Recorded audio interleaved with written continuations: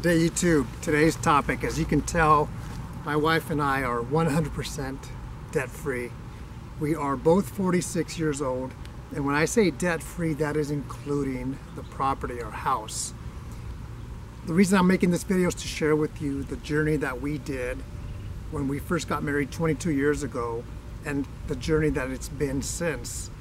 We both didn't have a lot of debt. I'll tell you what the debt was when we first started. It was $1,000 each. But then we were normal in the sense that we had a car payment, one car payment, even though we had two cars. And I've always driven a jalopy, a cheap car for the most part, always paid for. And we had one family car. So when I talk about debt, I'm talking about the mortgage, which we bought in 2003, 15 years ago. And then we sold that house, which was paid off, bought our new home, and paid that off 2 weeks ago. For you as an individual to become debt-free, whether it's student loans, credit cards, mortgage, car payment, whatever, anything and everything in between, you have to be on fire about it. When I say on fire, you can't be lukewarm. Lukewarm is going with the flow here and there, sometimes yes, sometimes no. You have to be on fire. For me, that's exactly how I was with the mortgage. I didn't want to have a mortgage. And at the age of 46, we are now 100% debt-free, to include the mortgage. And now is when we can actually start to build not only our savings, but add more to our investment. When I say you have to be on fire, I'm going to share with you what I did over the years, 15 years.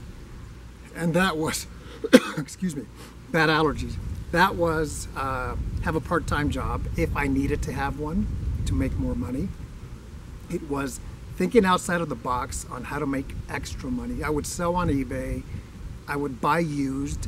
This shirt is an Air Force Falcons Nike. I love Nike. I bought it at a thrift shop.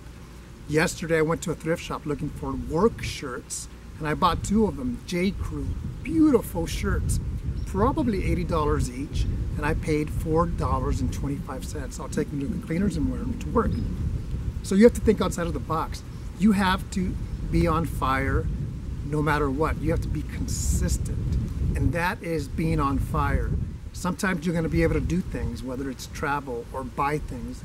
Sometimes you're not going to be able to do that, or you shouldn't be able to do that and say, I'd love to go on vacation, but I can't because this is priority. And it's okay to tell yourself no sometimes. At least we have. If you're married, it's going to help you if you're both on the same page, and you're not always going to agree. Do you think I had financial disagreements with my wife in 22 years of marriage? Obviously the answer is yes, it happens. But you have to be on board. You have to make those adjustments. My wife has given me feedback over the years, and sometimes it's not something that I wanted to hear, but I would hear it, I would listen, and do the right thing, because we have to be accountable first and foremost to us as individuals. If you're married, to your husband or to your wife as well, you have to be accountable to them and your children. And here's the thing, we have to be accountable, but a lot of people aren't accountable. And that's the good thing about life, is that we have choices. We can say yes or we can say no. But when we say no to something that we should say yes, then it has an impact that affects your marriage, your children. If you are single and your goal is to be out of debt, you can make it happen.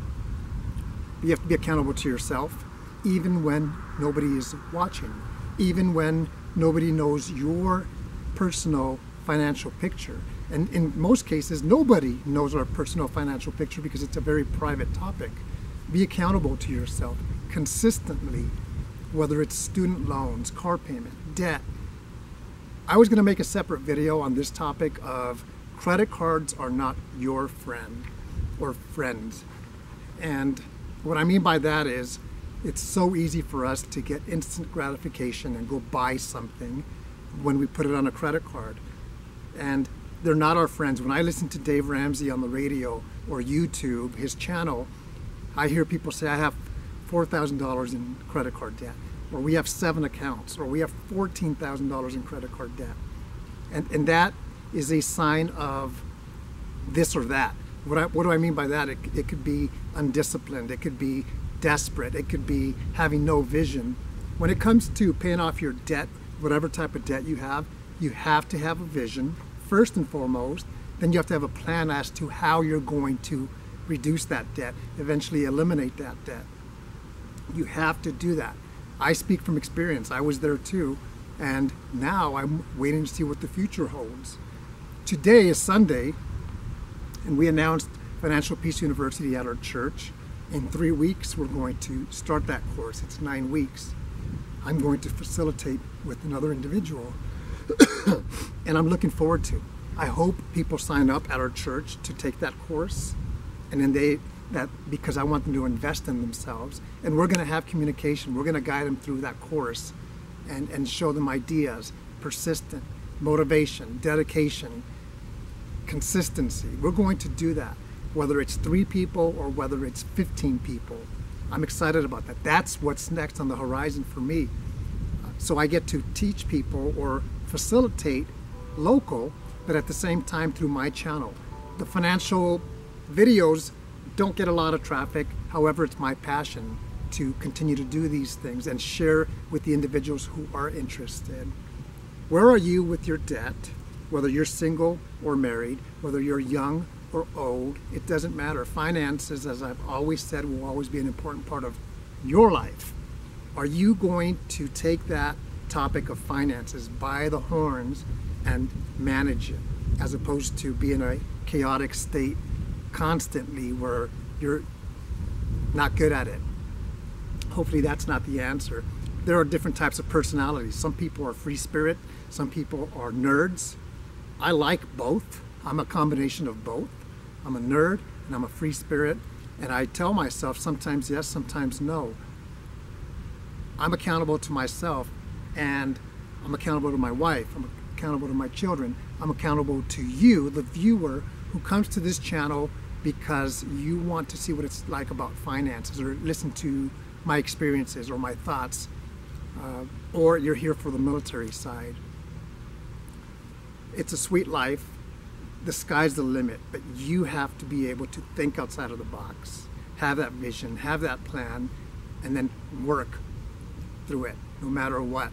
Even when you may have some friends doing things that you want to do, but you can't because of your financial situation. Sometimes you'll be able to join them, sometimes you won't. Preparation for an emergency, because life happens, is important. Think of your tires. How much tread do they have? Or how long your car is going to last? If you are reacting to your car finally dying the day of, you're behind the power curve. So think about that. Life will happen to all of us, to you and to me as well. Have that emergency plan. So your emergency plan is not to put it on the credit card and get into that cycle of debt over and over and over again. Ask questions, share input, learn from people, teach people, and make the most. It is possible. We didn't even have $25 to open up a savings account. True story, back in 1996. And here we are with financial freedom, enjoying the benefit of that, enjoying giving to others, enjoying talking to others about it. I spoke with a 19-year-old female today who was interested in taking the Financial Peace University class, and she said, but I don't have any debt other than a car payment. I said, well, are you familiar with Dave Ramsey? She said, yes. I said, look at his videos.